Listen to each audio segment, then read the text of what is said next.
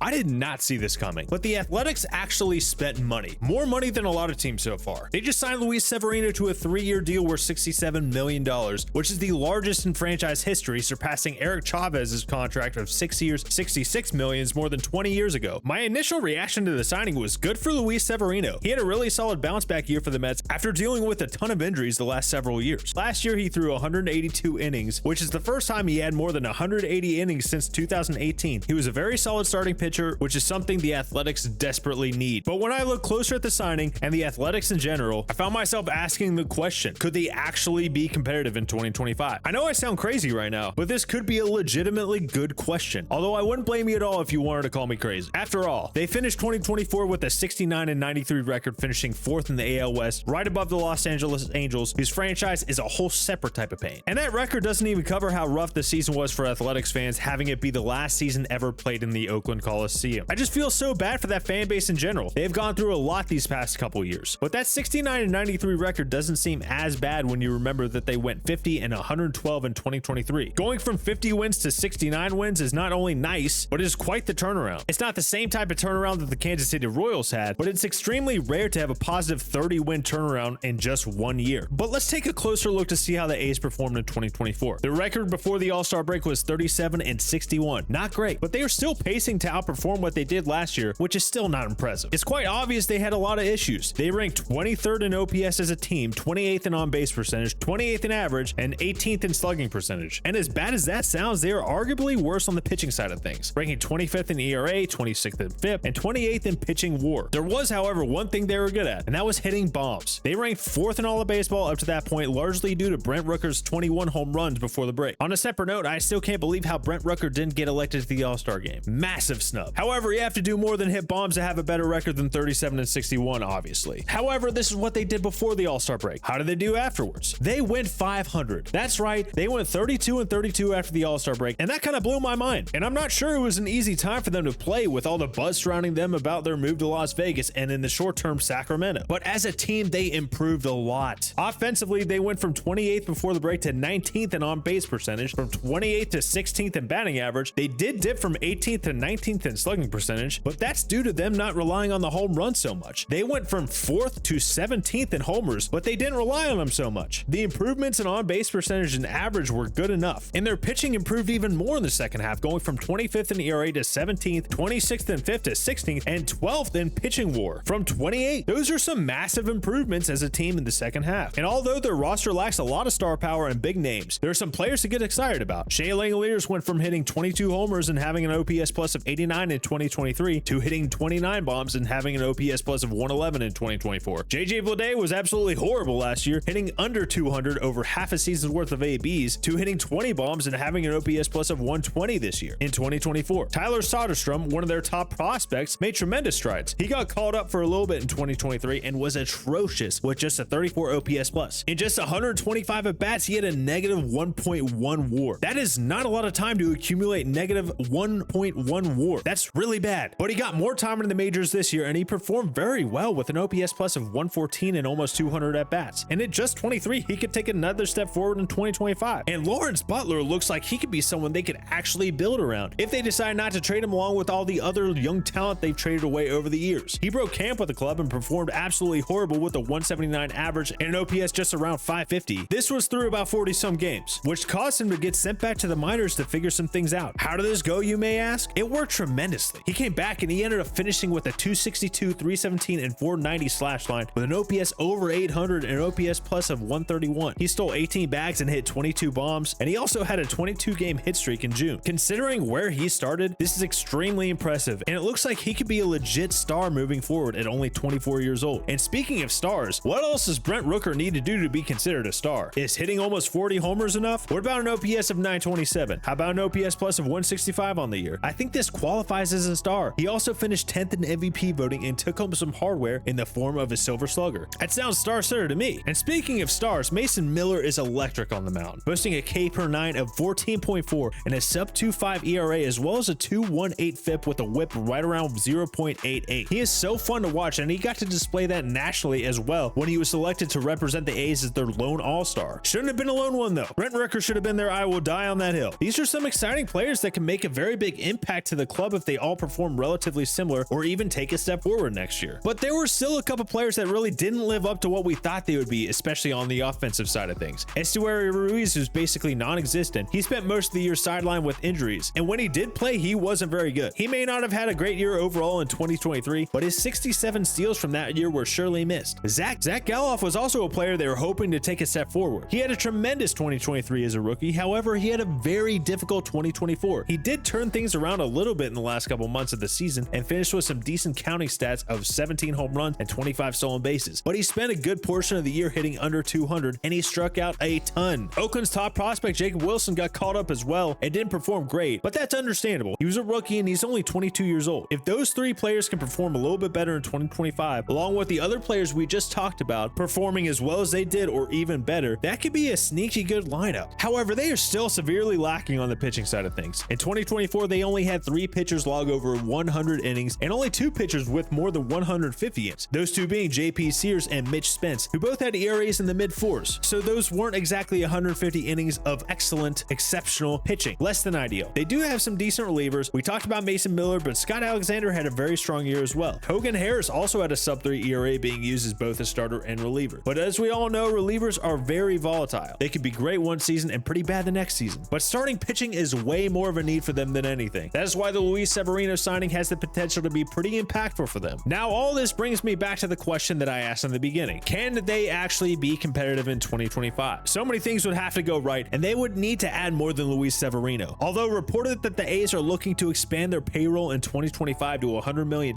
I just don't really know if I can believe that. But the optimist in me would love to see them be competitive. And they might be in the right division for it this year. The AL West was arguably the worst division in baseball last year, much to everyone's surprise. The Angels were absolutely atrocious, and although they have made moves this offseason, they don't seem to be incredibly impactful moves, or at least enough that it would cause a major turnaround. The Texas Rangers had a World Series hangover and seem to be in an interesting place this offseason. The Mariners have had a great pitching staff over the years, but have yet to show that they want to spend a significant amount of money in the offseason yet. And also, J-Rod needs to play well for an entire season, not just the last couple of months. And we just saw the Astros miss the ALCS for the first time after reaching it in 7 straight years. So the environment might be there for the A's. Now, it would still take so many things to go right, and I still think it's very unlikely. And with playing in a new city with a minor league ballpark, it would be quite a task to be competitive, especially if they're done spending this offseason. Realistically, I think they could be a 75 to 80 win team if a lot of things do go right and they play like how they finished in 2024. But I would absolutely love to see them be the Royals of the 2025 season. They have some exciting players, Lawrence Butler, Brent Rooker, Mason Miller, that are extremely fun to watch, and baseball needs to know more about these players. It will be interesting to see how this season plays out, how the next 3 years play out in Sacramento, and ultimately how things go leading up to their eventual move to Las Vegas. Let me know what you think the A's can do in 2025, and thank you so much for watching.